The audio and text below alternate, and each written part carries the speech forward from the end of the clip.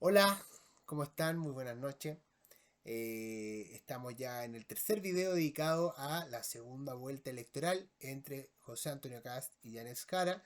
Ha pasado muchísimas cosas. A continuación nosotros vamos a presenciar el que fue el lanzamiento del día viernes de este comando reformado, reintegrado, unitario, masivo de la candidata Janet Jara, que terminó siendo una presentación, un determinado paso en falso, porque precisamente la figura no política que la acompañaba en primera plana, que era un cantante urbano, Baby, el chamaquito, si no me equivoco, con más de 1 millón de seguidores en Instagram o en TikTok, terminó yéndose el comando a las 3 horas siguientes, producto de que se había descubierto en algo que no había informado él, o sea, algo simple, o sea, imposible de, no de entender, que tenía una causa abierta por violencia intrafamiliar en contra de la madre de, o sea, en contra de él, por parte de la madre de su hijo.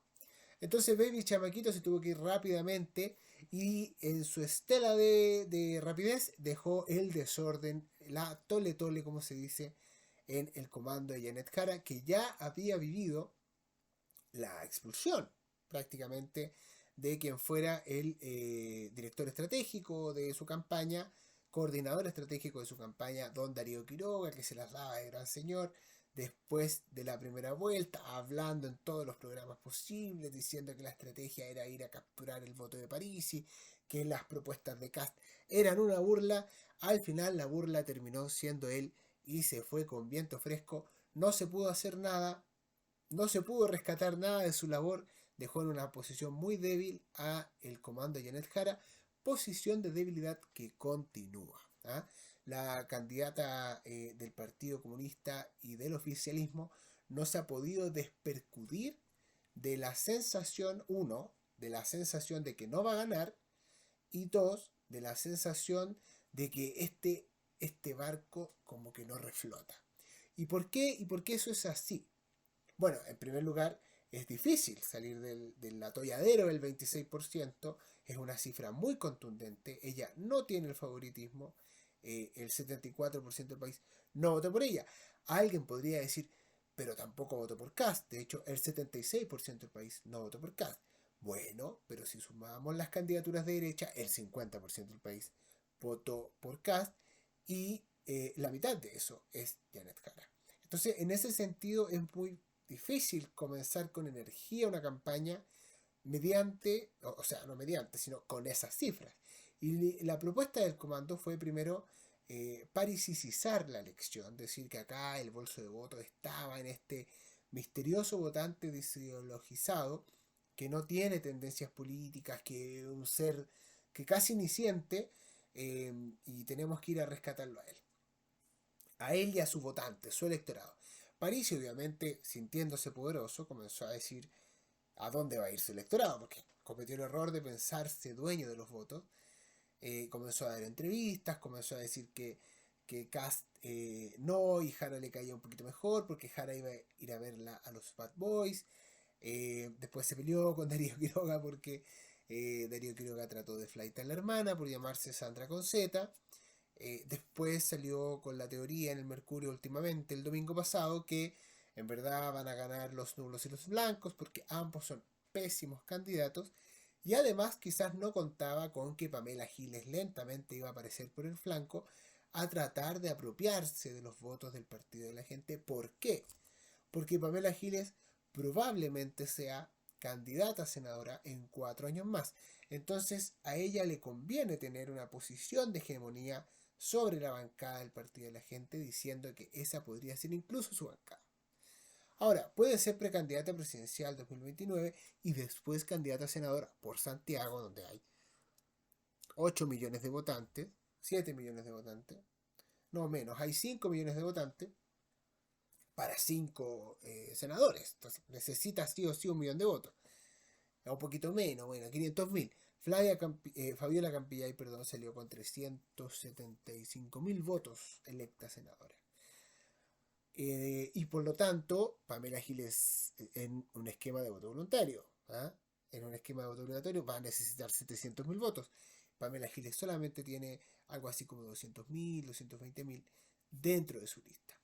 Entonces ella va a necesitar proyectarse mucho más, tener una posición hegemónica para ser senadora y bueno, y tener un sueldo también para su marido, el abuelo, y para eso necesita empezar a disputarle a Parisi quién es quien domina sobre no la candidatura a Parisi, sino sobre el PDG.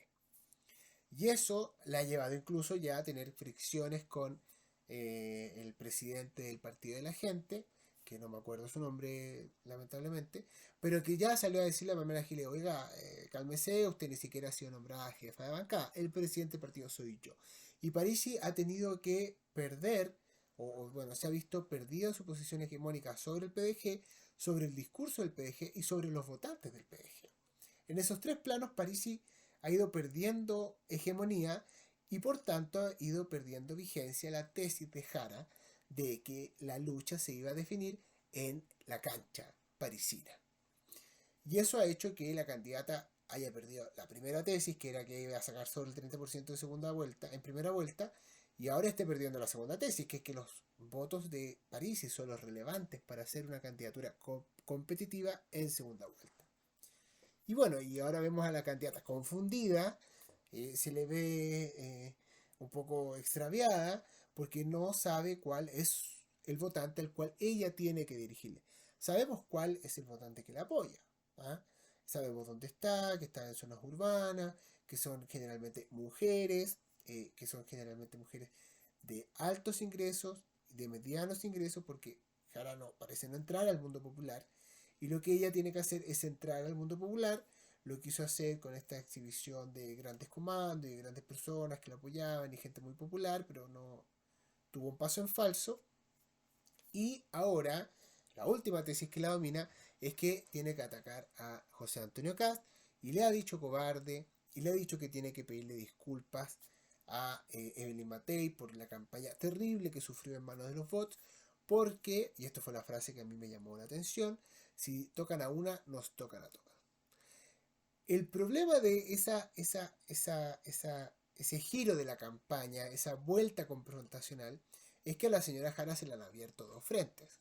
El primer frente es el frente interno, porque comenzó esta discusión dentro del comando, que ahora es liderado por el señor Ominami y Francisco Vidal, dos personeros de la concertación, de la vieja cepa de la concertación, y han empezado a discutir entre ellos y con la televisión respecto a cuál tiene que ser la estrategia de la candidata Jara, del comando de Jara, sobre si acaso ser más confrontacional con Kast o bien ser más suave y hablarle al país y por tanto también hablarle al votante de París. Entonces ese verbalizar ese tipo de discusiones en un ambiente público, estando en campaña, no sé dónde está la virtud ahí, no sé dónde no está el error. ¿Por qué? Porque hace ver a la candidata sumamente débil. O sea, ella no tiene el control ni siquiera de su propia campaña. Y ella es la primera en no saber qué hacer, porque si Janet Jara supiera qué hacer, no estaría en la posición en la que está. Evidentemente, hubiese dado un golpe a la mesa, hubiese dicho ya, tú, ven para acá y ellos son mis voceros y chao al resto. Se hubiese concentrado para ampliarse discursivamente. Pero ella eligió desconcentrarse como lideresa política y resulta que se desconcentró tanto que sus discursos se han ampliado demasiado. Entonces tenemos una Jara que es belicosa con Kast, tenemos una Jara que quiere ser conciliadora con la gente y tenemos una Jara que todavía no sabe si va a suspender o no va a suspender su militancia, si se va a ir o no se va a ir del partido. No ha dado ningún golpe a la mesa en estos primeros 10 días.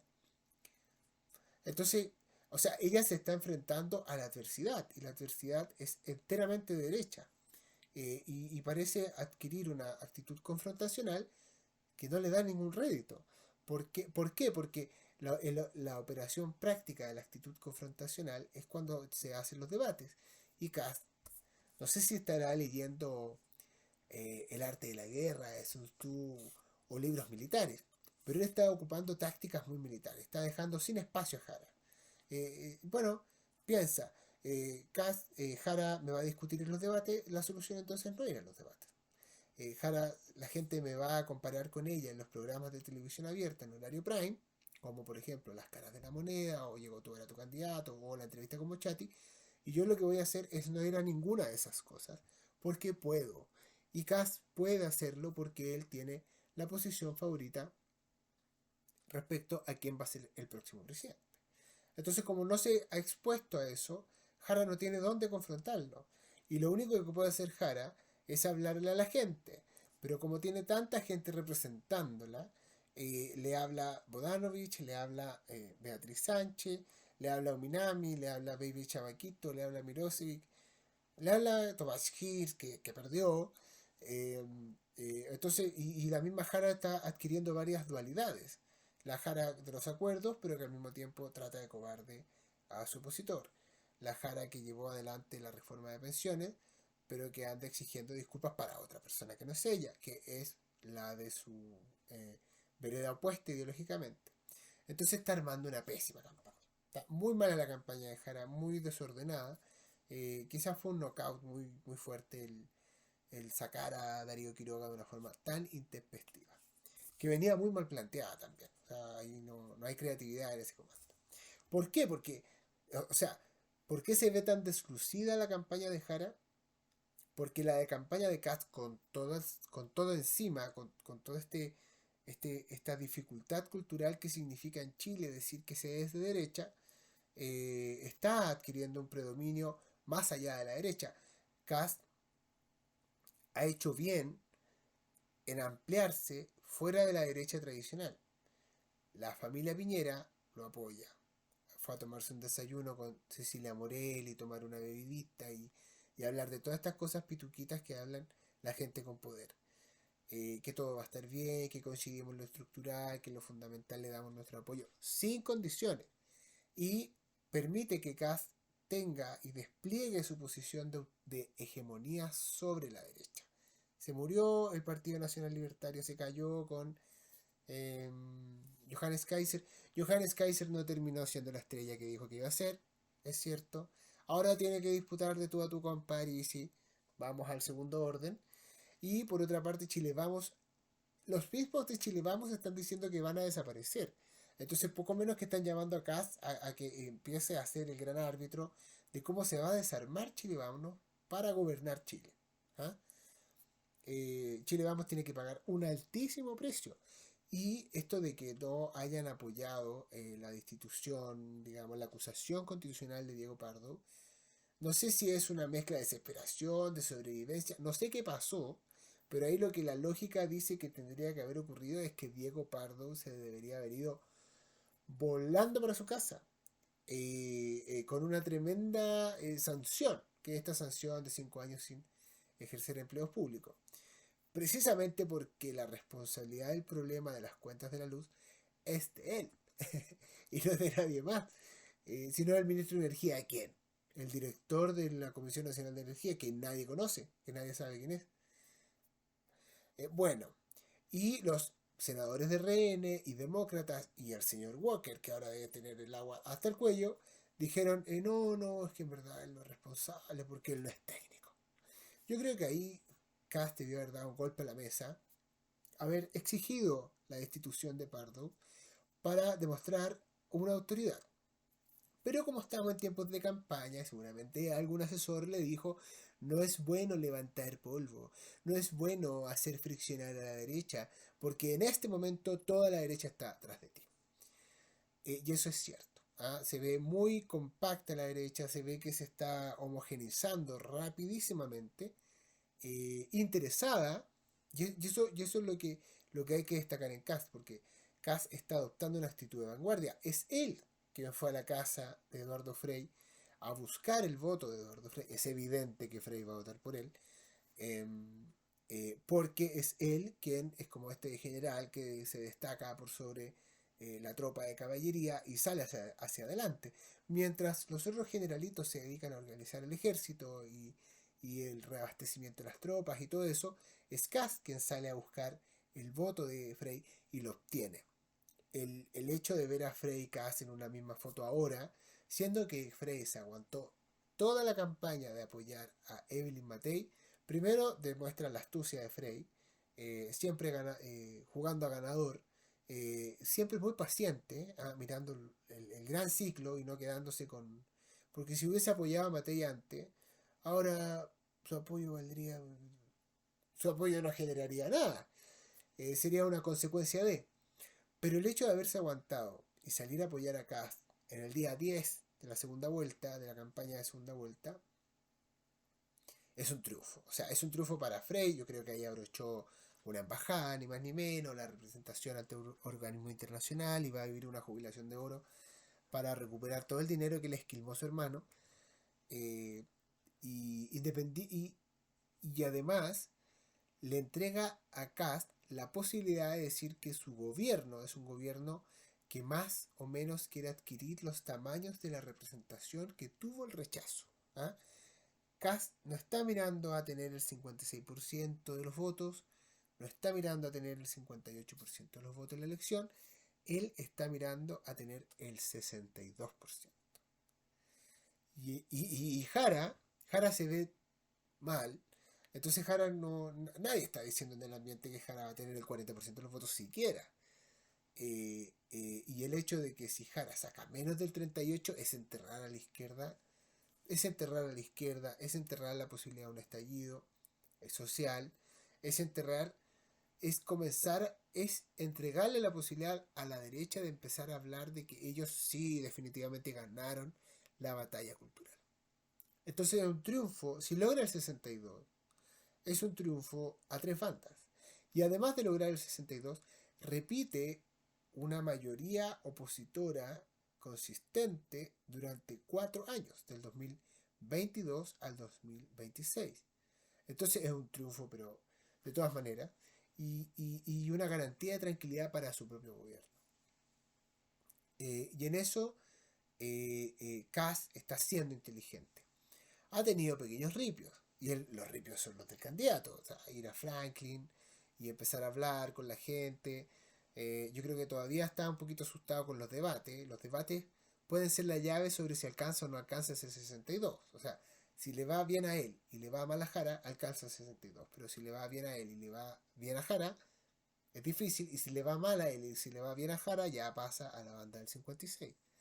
Porque los votos del centro son votos muy volubles. Lo mismo demostró la candidatura de Franco Parisi, que no aparecía en las encuestas y apareció en la última semana. O sea, esto todavía queda abierto. No queda abierto el hecho de que Kast eventualmente con toda seguridad sea el próximo presidente de Chile, sino que queda abierto el porcentaje sobre el cual la derecha va a homogeneizar los espacios públicos en el país.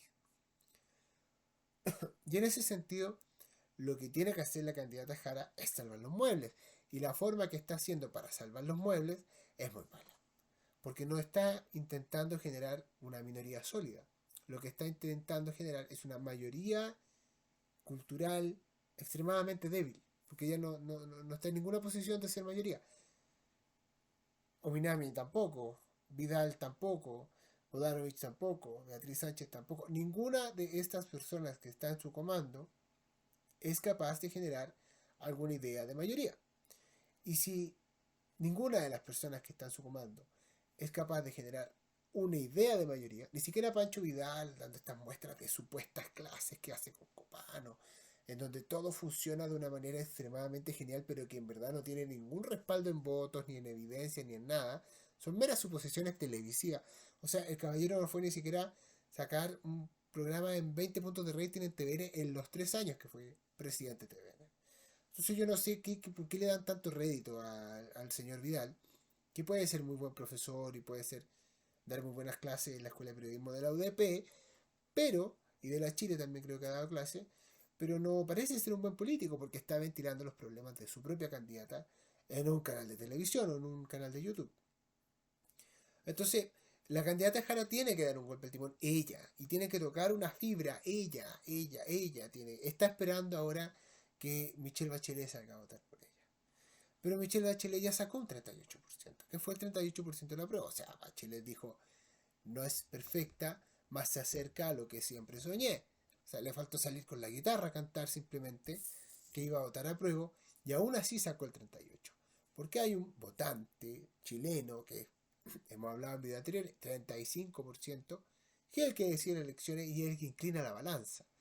Y ese porcentaje, durante la fricción apruebo-rechazo, no le creyó a Bachelet. ¿Y por qué le va a creer ahora?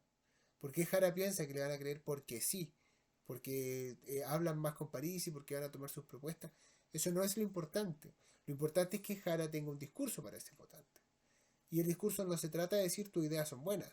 Eso no radica ahí la atracción de la candidata. La atracción de la candidata radica en que ese votante piense que ella va a administrar mejor el país que el contrincante Kast. Y Kast ha dado muestras de que lo va a administrar mejor, en el sentido teórico, porque no lo sabemos, pero se junta con gente que es distinta a él. ¿Con quién distinta a Jara se ha juntado la candidata Jara? Con nadie. Se ha vuelto a concentrar en su grupo en una expresión un poco burda de concentración política, de concentración del discurso, de reforzamiento de su propia candidatura. No la ha tenido por ningún sentido. Ya, yo iba a también hacer referencia a dentro de esto del comando de Jara, porque a mí me da mucha pena lo que le está pasando, porque básicamente la candidata se está perdiendo, digamos, y ella tiene la brillante posibilidad de ser más que Boric, ¿ah? Y parece que no. Bueno, obviamente el presidente está comiéndose cabritas completo, papas fritas, tomándose una chela en este mismo momento con Diego Pardo, whisky, mirando el patio de los cañones con Diego Pardo, porque la derecha lo salvó a uno y la candidata está haciendo, y el comando de la candidata le está salvando el traste al presidente para poder ser candidato en 4 años más. Y bueno, eso es muy triste porque la candidata Jara es una buena candidata. El problema es que quizás no tiene un equipo muy sólido. Y esta discusión en su comando me ha recordado la vieja discusión que destruyó a la concertación, que fue la discusión de los autoflagelantes y los autocomplacientes. Contexto. En la década, hacia finales de la década del 90, yo esta discusión la conozco porque la versaba el profesor Gabriel Salazar en sus clases. Y decía, hubo un estudio de no me acuerdo qué organización internacional, del PNUD, siempre hablaba del PNUD todo el día, en donde demostraron dos fenómenos que se dieron a lo largo de la década del 90. Uno es que la cantidad de personas que votaba por la concertación disminuía en términos de voto. O sea, partieron ellos con 9 millones de votos, o no sé, 7 millones de votos, y terminaron la década con 6 millones de votos, o 5 millones y medio de votos. O sea, perdieron fuerza electoral, tracción electoral. La DC era un partido que 2 millones de personas votaban por ello. A final de la década votaba 1 millón de personas por la DC. No era porcentual, ¿por qué? Porque la cantidad de votantes iba disminuyendo en cada elección, porque en ese entonces la inscripción era voluntaria y la votación era obligatoria. Pero la inscripción era voluntaria, entonces para el plebiscito del 88 se fue a inscribir el 95% del padrón, pero después esa gente se fue muriendo y no se fueron agregando más personas al padrón. ¿Ah? No se mantuvo el porcentaje del 95, sino que lentamente se empezó a reducir y por tanto la cantidad universal de votantes se empezó a estrechar y por la concertación fueron votando cada vez menos personas. Ese es el primer efecto del que hablaba Gabriel Salazar en el PRD. Y el otro efecto era que durante la década del 90 las posiciones dentro de la concertación empezaron a vivir un quiebre. ¿Y cuál fue ese quiebre? Fue decir, bueno, o vamos a girar hacia la derecha, hacia el centro, o vamos a girar hacia la izquierda.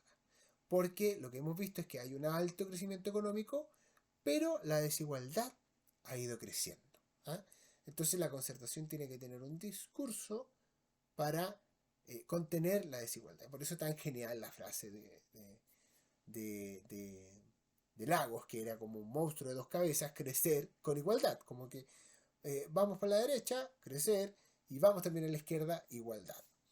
Y este discurso al final generaba que dentro de la concertación existieran dos tipos de teóricos, los que dijeran, sí, lo estamos haciendo súper bien, los autocomplacientes, esto tiene que seguir simplemente, y los otros teóricos, que eran los autoflagelantes, que decían, no, nosotros lo estamos haciendo pésimo, porque estamos perdiendo votos y está aumentando la desigualdad en el país.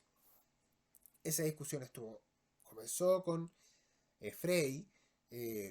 Además también a todo este fenómeno se unió la crisis económica del 98 y la detención de Augusto Pinochet en Londres, que hizo que esta discusión tuviera más argumentos para existir y empezó a quebrarse la concertación. En esto de los autoflagelantes, es decir, estamos bien, pero lo estamos haciendo mal igual, porque vamos a perder en un futuro, y los autocomplacientes que decían, bueno, estamos la raja, no se preocupen, sigamos nomás. Y durante el gobierno de Lagos parece que ganaron los autocomplacientes, pero la candidatura de Bachelet se basó en la gente autoflagelante. ¿Por qué? Porque Bachelet llegó en 2006 a la presidencia diciendo, bueno, vamos a darle un cariz social a esta estructura para crecer, esta estructura económica que se vendió a la derecha, que se llamaba concertación. Los miembros del comando que lideran en este momento el comando de Janet Jara son personas que pertenecen a la corriente de los autoflagelantes. Es decir, Ominami, que en su época decía, no, por favor, la economía, pero la economía social, porque se tiene que preocupar de las personas. Y su hijo es el más autoflagelante de la concertación. O sea, Marco Enríquez Ominami llegó a dividir a la concertación en la votación que tuvo el año 2009 Frey con Piñera en primera vuelta. Y bueno, obviamente no lo apoyó a Frey en segunda vuelta, entonces todos esos votos se los llevó Piñera. Y terminó siendo presidente, con no muy alto porcentaje, porque fue 52-48 en ese tiempo. Entonces el hijo del autoflagelante dividió a la concertación y el autoflagelante ahora está dirigiendo el comando de la candidata que no tiene que ser autoflagelante. Porque Janet Jara lo que no puede hacer, si quiere ser mayoría, es decir que ella es una flagelante y quiere cambios sociales y quiere abraza las movilizaciones, abraza la protección del medio ambiente, abraza la tesis del decrecimiento, todas esas cosas autoflagelantes que están discursivamente dirigidas a combatir la desigualdad y combatir el capital y combatir el crecimiento económico y combatir a los empresarios y mejorar la redistribución de la riqueza en la nación. Todas esas cosas no las puede decir Jara, porque si no evidentemente va a perder. Pero aún así en su comando puso ella, o su equipo, no sé, a gente que en el discurso de la concertación decía eso. Entonces hay como ya no un monstruo de 2 cabezas, sino que ya parece ser un monstruo de 6 cabezas. Y eso hace que el potencial de crecimiento de la candidata Jara sea muy bajito. Y se vea una candidata que está salvando los muebles de ser minoría, y ni siquiera eso, no está discutiendo la hegemonía de la futura oposición. Janet Jara no se le ve diciendo, oye, ¿sabes qué? Yo le voy a discutir a Gabriel Boric ser presidente, le voy a discutir a Camila Vallejo ser presidente, le voy a discutir a Daniel Jadot ser gerente, me los voy a pitear a todos porque yo soy la futura candidata. No se le traspasa esa ambición, no se le ve con ese poder que sí tenía José Antonio Kast. Kast llegaba dentro de la derecha, si tenía que contratar a 100.000 votos para pitearse a Felipe Kast, su sobrino, lo hacía, sin ningún tipo de contemplación. Si tenía que hacerse pelota a Sichel, lo hacía. No él, por supuesto, pero sí los poderes que lo acompañaban. Jara o no tiene poderes que le acompañen o no lo quiere hacer. No. Como que ella parece no tener un planteamiento político propiamente tal. Y además, y eso la hace ver muy débil frente a la candidatura de Kast, que todos sabemos ahora con la incorporación de Eduardo Frei está apuntando al 62%. Ya, tengan muy buenas noches, espero que les guste este video, por favor suscríbanse, muchas gracias por sus visualizaciones y nos vemos en viernes, sábado, vamos a seguir comentando, ya se empieza a calentar el ambiente de esta segunda vuelta electoral 2025. Chao.